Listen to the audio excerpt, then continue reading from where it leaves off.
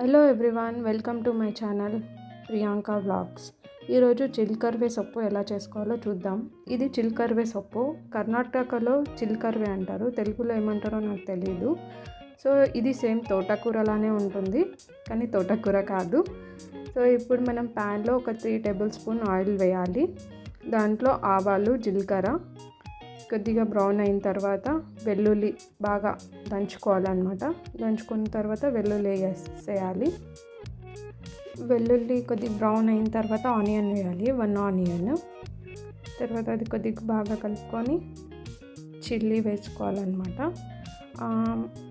ఒక 1 చిల్లీలో నేను 2 కట్ చేసిన అనమాట, చిన్నగా కట్ చేయలేదు. సో అవి కూడా కొద్దిగా బ్రౌనిష్ అయిన తర్వాత ఇప్పుడు మనం ఆ సాల్ట్ మనకు తగ్గినంత, ఇప్పుడు కొద్దిగా పసుపు వేయాలి. తర్వాత ధనియా పౌడర్ 1 టేబుల్ స్పూను. ఇప్పుడు ఆకుకూరని వేసేయాలన్నమాట. నేను కొద్దిగా సన్నగా కట్ చేసుకొని వాష్ చేసుకొని వేసాను. ఇప్పుడు బాగా కలుపుకోవాలి. అది అంతా మిక్స్ అయ్యేంత వరకు బాగా కలుపుకోవాలి అన్నమాట. సో కలిపేసి ఇంకా బాగా కలిపేయాలన్నమాట.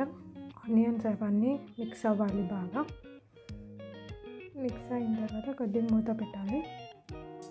ఇంకా చూడండి, ఇలా కొద్దిగా వాటర్ పోయింది కదా, ఇంకా వాటర్ ఉందన్నమాట. ఇంకా కొద్దిగా వాటర్ మొత్తం డ్రైనెస్ కావాలన్నమాట. ఇంకా కొద్దిగా ఉందన్నమాట వాటర్. సో వాటర్ అంతా పోవాలి. డ్రైనెస్ ఉంటే చాలా టేస్టీగా అవుతుందన్నమాట. 2 మినిట్స్లో అవుతుంది. చూడండి, ఇప్పుడు అయిపోయింది. చాలా డ్రైగా అయిపోయింది కదా, చాలా టేస్టీగా ఉంటుందన్నమాట. నాకైతే చాలా నచ్చుతుంది. దీనిలో జొన్న రొట్టె ఉంటే బాగుంటుంది. నేను ఎలా చేస్తున్నా, కర్ణాటకలో జొన్న రొట్టె చాలా ఫేమస్ అన్నమాట. నాకు కొట్టడం కొద్దిగా వచ్చు, మొత్తం రాదు. ఒక పూరి సైజులో కొడతా అన్నమాట. కొట్టిన తర్వాత మనం ఇలా చపాతీలు ఎలా చేస్తాం, మొత్తం తిక్కుతాం కదా, అలా తిక్కేస్తా. రౌండ్ షేప్ వచ్చేంత వరకు తిక్కాలన్నమాట. కొద్దిగా పెద్దగా కావాలి. తర్వాత స్టవ్ ఆన్ చేసి దానిపైన పెంచ్ పెట్టాలన్నమాట. సిల్వర్ పెంచ్ అంటారు కదా, సో అది పెట్టేసి అది వేడైన తర్వాత ఈ రొట్టెని వేసేయాలన్నమాట.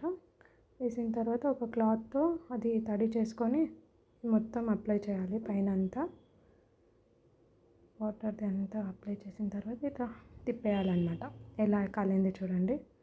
కొద్దిగా సైడ్లో అంతా కాల్చుకోవాలన్నమాట. పచ్చిగా ఉంటుంది సరిగ్గా కాల్చుకోకపోతే. కొద్దిగా మంచిగా కాల్చుకోవాలి.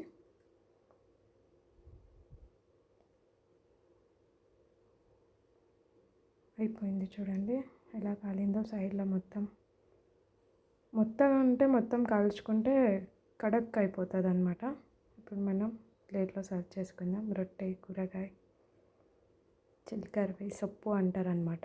దీనికి ఆనియన్స్ ఉండాలి, చాలా టేస్టీగా ఉంటుందన్నమాట. మీరు చేయండి. నచ్చితే లైక్ చేయండి, సబ్స్క్రైబ్ చేయండి.